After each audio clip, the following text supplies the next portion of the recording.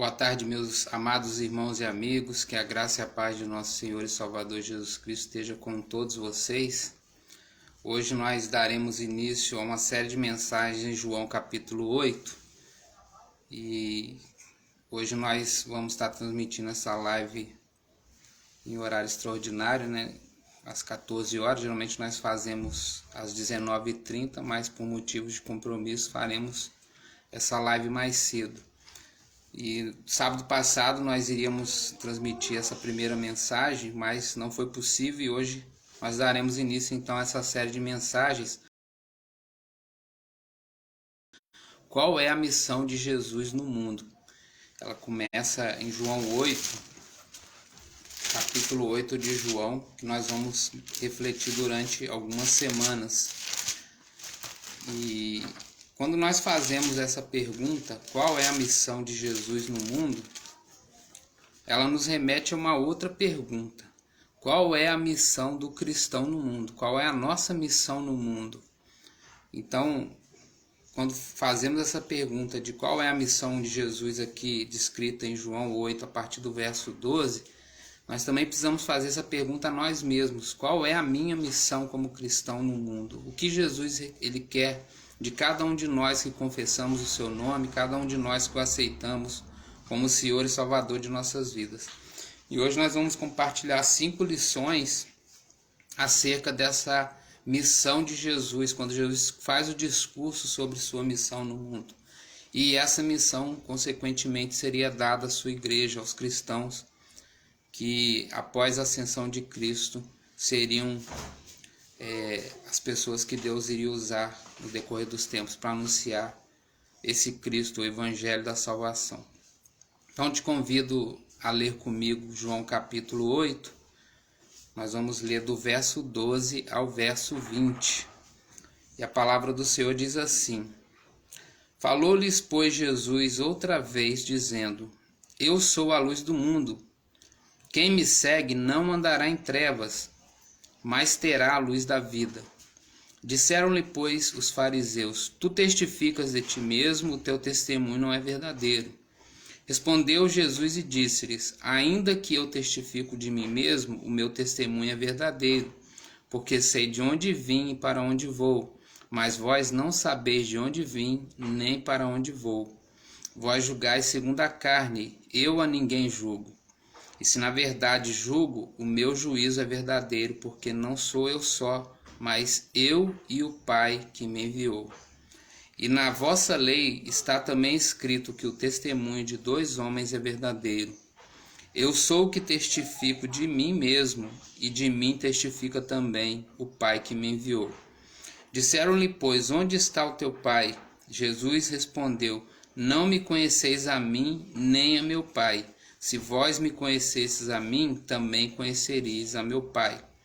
Essas palavras disse Jesus no lugar do tesouro, ensinando no templo, e ninguém o prendeu, porque ainda não era chegada a sua hora. Que Deus, pois, abençoe esta palavra lida aos nossos corações. Vamos orar. Deus eterno, nós louvamos e engrandecemos o nome do Senhor e suplicamos, ó Deus, que o Senhor fale aos nossos corações nessa tarde. Fala-nos pelo poder do Teu Espírito, em nome de Jesus, ó Deus, nós oramos. Amém e amém.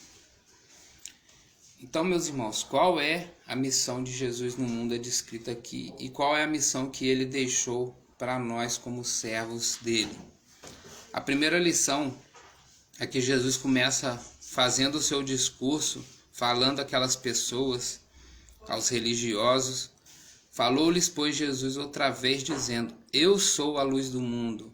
Quem me segue não andará em trevas, mas terá a luz da vida. Então, Jesus ele veio dizer o quê? Que ele é a luz do mundo. E nós, como igreja do Senhor, como servos levantados por ele através dos tempos, ele também nos comissionou, ele nos chamou, ele nos separou para que nós possamos dizer ao mundo que ele é a luz do mundo. Ele não foi a luz do mundo, ele é a luz do mundo, porque Jesus, ele vive eternamente. Jesus, ele é, desde a fundação do mundo, Jesus já existia. isso está escrito na palavra de Deus, que o Verbo se fez carne, ele habitou entre nós, mas que antes mesmo de tudo ser criado, Jesus já estava com o Pai. Por isso que lá em Gênesis está escrito: façamos o homem à nossa imagem, conforme a nossa semelhança. E no capítulo 1 de João, se nós olharmos aí o primeiro capítulo de João, que diz que no princípio era o Verbo, ou seja, no princípio era Jesus, que é o Verbo. E o Verbo, ou seja, Jesus estava com Deus e Jesus era Deus. Ele estava no princípio com Deus e todas as coisas foram feitas por ele e sem ele nada do que foi feito se fez. Então Jesus, sendo a segunda pessoa da Trindade, ele também é Deus. Então Jesus está dizendo aqui que ele é a luz do mundo desde o princípio da criação. E ele continua sendo a luz do mundo até os dias de hoje e será eternamente. Ele é eterno e Jesus está dizendo que nós precisamos anunciar às pessoas que ele é a luz do mundo. E quem segue a Jesus, quem está no caminho da luz, esse não andará jamais em trevas. Então todos aqueles que decidem caminhar com Jesus e anunciar às pessoas que Jesus é a luz do mundo, nós precisamos dizer aos nossos amigos, nós precisamos dizer aos nossos familiares, nós precisamos dizer ao mundo que Jesus é a luz e ele é a luz do mundo e quem o segue jamais andará em trevas. Eu deixo essa pergunta em primeiro lugar para a sua reflexão. Você tem seguido a Jesus? Você tem desejado andar na luz, desejado andar com Cristo? Então essa é a pergunta para nós. Você está andando na luz? Porque quem segue Jesus jamais andará em trevas. E Jesus ele demonstra que ele deixou essa missão para nós em João 14:12.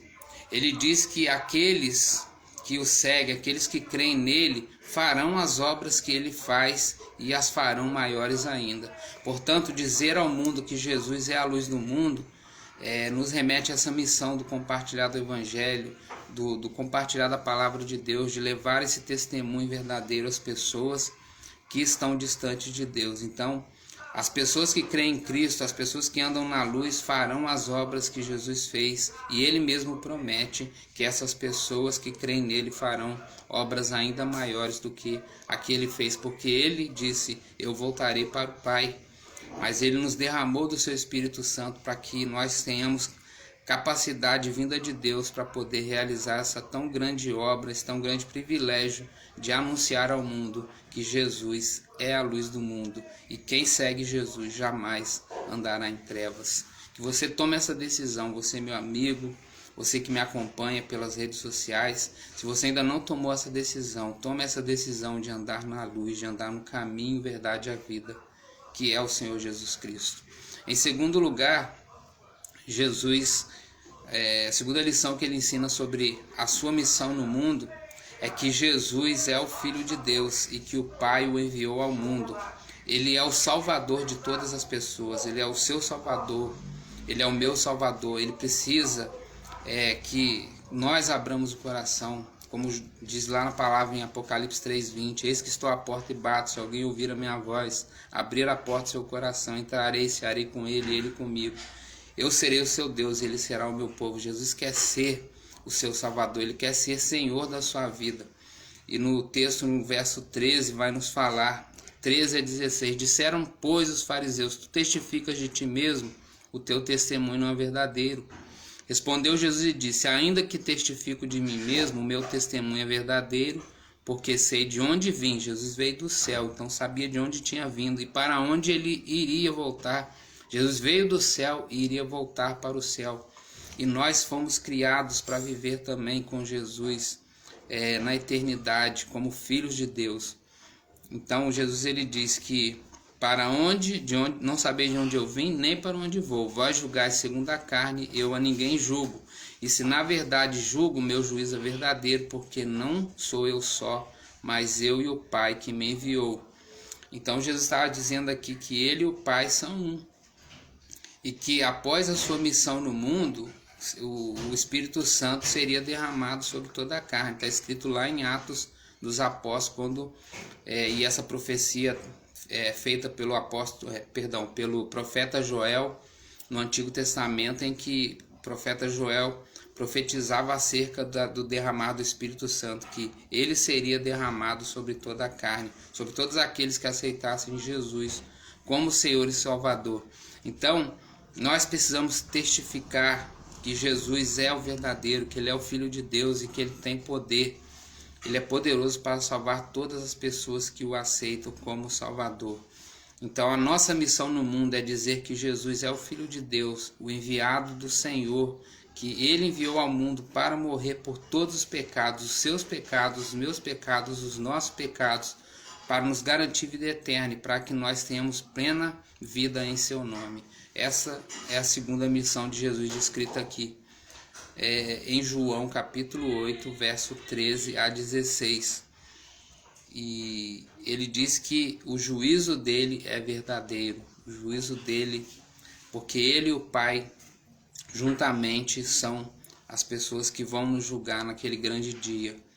O Filho veio para salvar a humanidade, derramar seu sangue, verter seu sangue ali na cruz do Calvário. Mas um dia ele voltará para julgar as nações, assim como o seu Pai, que é o próprio Deus, que é a primeira pessoa da Trindade, também julgará todo mundo e todos os povos por todas as suas obras que tem feito. Todos nós nos apresentaremos, como Paulo vai declarar, ante ao tribunal de Cristo. Então todos nós vamos um dia estar ali sentados e toda a nossa vida será ali passada diante de nós. Tudo que fizemos de bom e de ruim, nós seremos julgados por todas as nossas obras, por todas as nossas palavras, por tudo que fizemos ou deixamos de fazer. Então, por isso que o jugo de Jesus é verdadeiro. Ninguém vai escapar do juízo de Deus. E aqueles que forem considerados dignos, apesar de sendo pecadores, mas justificados por Cristo, esses herdarão a vida eterna. Então, que as nossas obras jamais nos envergonhem, jamais nos afastem dessa grande salvação que ele nos promete na sua palavra e no seu testemunho. Ele diz que sobre o testemunho verdadeiro, verso 17 e 18. Um abraço aí para minha tia Fátima, que Deus possa estar abençoando sua vida e sua casa aí, tia. E na vossa lei também está escrito que o testemunho de dois homens é verdadeiro. Eu sou que testifico de mim mesmo, e de mim também testifica o meu Pai que me enviou. Então Jesus dava testemunho de si e o Pai testificava que o testemunho de Jesus é verdadeiro.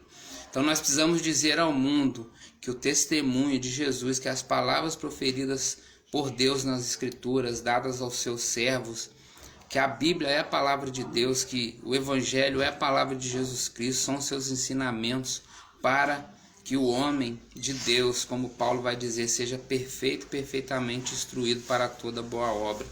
Então, o Pai e o Filho, eles testificam, o Filho testifica e o Pai testifica do Filho também. Então, o testemunho dos dois é verdadeiro. Como Jesus vai dizer, eu o que testifico de mim mesmo e de mim testifico o meu Pai. Porque no versículo anterior, na lei de Moisés, dizia que o testemunho de duas pessoas, de dois homens, ele era considerado verdadeiro.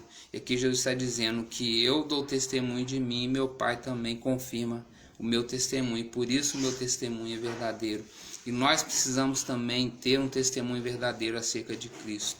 De pessoas, de servos, separados por Ele, enviados ao mundo para pregar que Ele é a luz do mundo. E que o nosso testemunho sempre seja verdadeiro diante dos homens, para que eles creiam nas nossas boas obras, como está escrito lá nas bem-aventuranças, para que vejam as vossas boas obras e glorifiquem ao Pai. Não glorifiquem a nós mesmos, mas glorifiquem ao Pai, aquele que nos separou e que tem nos enviado ao mundo para dizer que Jesus é a luz do mundo e que quem segue Jesus jamais andará em trevas. Em quarto lugar, a missão de Jesus era que ele se tornasse conhecido por todos, para que também conheçam o Pai. E se a missão de Jesus era ser conhecido, qual é a missão da igreja? É tornar Jesus conhecido também. Então que ele seja conhecido por todos, para que também conheçam o Pai.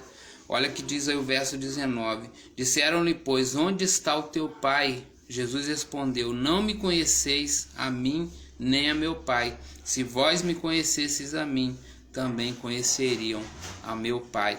Então, há religiões, há segmentos religiosos hoje que querem rejeitar Jesus, que querem apenas receber Deus como Pai, mas não recebem o Filho. E aqui Jesus está dizendo: quem não me conhece não vai conhecer o Pai, porque se vós me conhecesseis, também conheceriam o Pai. E quem rejeita o Filho está rejeitando o Pai. Então não existe, irmãos, evangelho verdadeiro, não existe vida cristã verdadeira que negue a Cristo, que diga que Jesus não é o Salvador, que Jesus não é Senhor, que Jesus não é a segunda pessoa da Trindade, que Jesus não é o Salvador do mundo, que Ele não é a luz do mundo, que Ele não é verdade, que Ele não é... Todo aquele que negar o Filho, ele será negado também diante do Pai, porque o próprio Jesus disse: quem me negar diante dos homens, eu negarei diante do Pai. Então aqui está escrito, irmãos, de maneira muito clara, de maneira muito objetiva, Jesus dizendo: não me conheceis a mim, nem a meu Pai, porque se vós me conhecesseis, também conheceriam meu Pai. Então eu preciso conhecer Jesus profundamente, porque desta maneira conhecerei profundamente também o Pai. E o apóstolo Paulo, como tantos homens de Deus, no Novo Testamento, onde Jesus se manifestou em carne, eles tiveram esse privilégio de conhecer o Filho e de ter acesso ao Pai por meio do Filho. E a palavra diz lá na epístola de Paulo a Timóteo que existe somente um mediador entre Deus e os homens, é Jesus Cristo, o homem. Então, Jesus ele é o Salvador, Jesus é o mediador, Jesus é aquele que derramou o seu sangue, ele é o sacrifício. Jesus é aquele que nos dá livre acesso à presença de Deus. Ele abriu um novo e vivo caminho. Então Jesus é tudo isso e muito mais. E todo aquele que nega a divindade de Jesus, todo aquele que nega até mesmo a humanidade de Jesus, porque Jesus foi 100% homem, 100% Deus, está negando que ele e o Pai não são um, que ele e o Pai não fazem parte da mesma essência, que não são a mesma pessoa. Claro que de forma distinta, mas a Trindade são três pessoas distintas em uma única pessoa. A Trindade Santa, Deus Pai, Deus Filho e Deus Espírito. Então, se eu negar qualquer uma dessas três pessoas, eu estou negando, principalmente se for o Filho de Deus. Se eu negar, eu estarei negando o próprio Deus. E os religiosos daquela época faziam exatamente isso. Eles negavam a Cristo como Salvador, como Senhor, e dessa maneira estavam negando o Pai, porque se recusavam a aceitar Jesus como o único, suficiente e exclusivo Salvador de suas vidas, como a luz do mundo que conduz todo homem à salvação. Então as pessoas negavam que Jesus era essa pessoa. Então, se você ouve alguma religião, algum segmento que tem negado Jesus como Salvador, como Senhor, como profeta, como Filho de Deus, essa religião é falsa, essa religião não é verdadeira, porque está negando o Filho. E quem não tem o Filho não verá o Pai, mas a ira de Deus permanece sobre ele. Isso que a palavra diz. E em 1 Coríntios capítulo 2, olha só o que a palavra diz em 1 Coríntios capítulo 2. 1 Coríntios capítulo 2. 1 Coríntios 2, 1 e 2. E eu, irmãos, quando fui ter convosco, anunciando o testemunho de Deus, não fui com sublimidade de palavras ou de sabedorias, porque nada me propus saber entre vós, senão a Jesus Cristo e esse crucificado. Então nossa missão é dizer que saber quem é Jesus, que as pessoas saibam quem é Jesus e que ele foi crucificado por nossos pecados e que ele está à destra do Deus Pai e ele intercede por nós. Essa é a missão da Igreja de Cristo. E para nós encerrarmos, no versículo de número 20 de João capítulo 8, olha que a palavra vai nos falar, João 8, versículo 20. Essas palavras disse Jesus no lugar do tesouro, ensinando no templo, e ninguém o prendeu, porque ainda não era chegada a sua hora. Então, irmãos, Lucas, às vezes hoje a gente ouve também entre pessoas que já fizeram parte da igreja, ou de pessoas que querem de alguma maneira desfazer da igreja, dizer que não tem necessidade de templo, porque o templo do Espírito Santo somos nós. É verdade que somos templo do Espírito Santo, mas Jesus, ele frequentava o templo, Jesus ele orava no templo, Jesus ensinava no templo, e prova disso está no versículo de número 20 que nós lemos. Olha só o que diz a palavra: essas palavras disse Jesus no lugar do tesouro, ensinando onde? No templo. Jesus estava ensinando essas palavras de João capítulo 8 no templo, falando que ele é a luz do mundo e quem seguisse ele não andaria em trevas. Jesus estava ensinando essas palavras no templo. Ninguém o prendeu porque ainda não era chegada a sua hora. Jesus estava ensinando no templo. Então, aquelas pessoas que querem negar que não precisam de ir na igreja, que não precisam frequentar um templo para terem o princípio da comunhão, o princípio de estar reunido como igreja, isso é uma mentira de Satanás. E nós vamos ver que em Lucas 2,39, Jesus também foi ao templo quando ele tinha 12 anos de idade. Jesus frequentava o templo. E nós vemos que, vamos ver também em Atos, que o povo que foi separado por Deus, que recebeu o Espírito Santo, também ia ao templo, também caminhava com os crentes no templo. Mas olha o que diz aqui Lucas 2,39 em diante. E quando acabaram de cumprir tudo, seguindo a lei do Senhor, voltaram para Galiléia, para a sua cidade de Nazaré. E o menino crescia, Jesus crescia e se fortalecia em espírito, cheio de sabedoria, e a graça de Deus estava sobre ele. Ora, todos os anos iam seus pais a Jerusalém à festa da Páscoa. E tendo ele já 12 anos, subiram a Jerusalém segundo o costume do dia da festa. E regressando eles, terminados aqueles dias, ficou o menino Jesus em Jerusalém. Não souberam seus pais. Pensando, porém, eles que viria de companhia pelo caminho, andaram o caminho de um dia, procuraram entre os parentes conhecidos, e não o encontraram. Voltaram para Jerusalém em busca dele. E aconteceu que, passado 3 dias, o acharam no templo. Olha só que a palavra diz: o acharam no templo, assentado no meio dos doutores, ouvindo-os e interrogando-os. E todos os ouviam. Todos aqueles homens ouviam Jesus e admiravam da sua inteligência e suas respostas. E quando o viram, maravilharam-se e disse-lhe sua mãe: filho, por que fizeste assim para conosco? Eis que teu pai e eu ansiosos te procurávamos. E Jesus lhes disse, Jesus com 12 anos, irmãos, Jesus lhes disse: por que é que me procuráveis? Não sabeis vós que convém tratar dos negócios do meu Pai? Onde que Jesus estava tratando dos negócios do Pai? Estava dentro do templo, ensinando, interrogando os doutores ali. Eles se admiravam das suas palavras. Então, essas pessoas que ficam falando que não há necessidade de se reunir como igreja, isso é uma mentira de Satanás. Você deve ir à igreja sim. Se você é cristão, você deve se reunir como igreja sim. Igreja é algo que nasceu no coração de Deus. Estar reunido com as pessoas é algo de Deus. Então não acredite nessa mentira que igreja está falida, que igreja é uma organização falida. É mentira. Igreja foi criada por Deus e portanto ela é santa sim. Uma igreja de pessoas imperfeitas sim, mas é um lugar de reunião para adoração de Deus, para ensino da palavra de Deus, para pregação do evangelho. Então não acredite nessas pessoas que dizem que não há necessidade de ir na igreja. Nós precisamos. Jesus, sendo o Filho de Deus, ele ia ao templo ensinar, ele ia ao templo aprender, ele ia ao templo para poder orar sim. Então vá. E Atos 2,46, olha que a palavra diz, Atos 2,46, e perseverando os cristãos, já estamos falando da descida do Espírito Santo. Você diz assim: eu sou templo do Espírito Santo e não frequenta a igreja? Então aqui vai uma palavra para você. E perseverando unânimes todos os dias no templo e partindo o pão em casa, comiam juntos com alegria e singeleza de coração.